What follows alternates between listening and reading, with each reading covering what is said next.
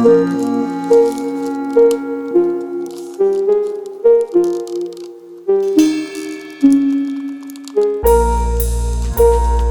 les récents, j'aime beaucoup Nicolas Mathieu. Connemara, je l'ai offert aussi parce que j'aime Nicolas Mathieu.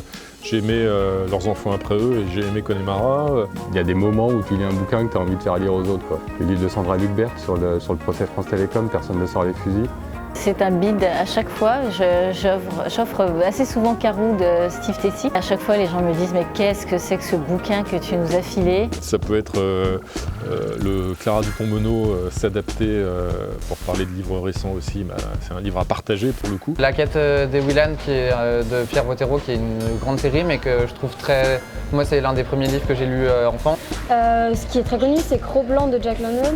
En fait, c'est comme si lui devenait humain et les autres animaux. Un truc que j'ai beaucoup offert, c'est un auteur qui est un peu méconnu, Don Carpenter, Un dernier verre au bar sans nom. C'est quand même un joli titre.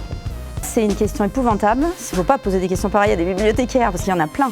J'ai adoré Antigone de Beauchot, j'ai adoré Ouragan de Godet, j'ai adoré Écouter nos défaites aussi de Godet. C'est un livre magnifique, surtout en ce moment. Quand j'étais adolescent, j'avais beaucoup été marqué par La vie devant soi de Romain Gary. L'homme qui savait la langue des serpents de Andrus Kirivak, un auteur estonien, qui est un roman qui m'a fait partir moi 3 semaines en Estonie.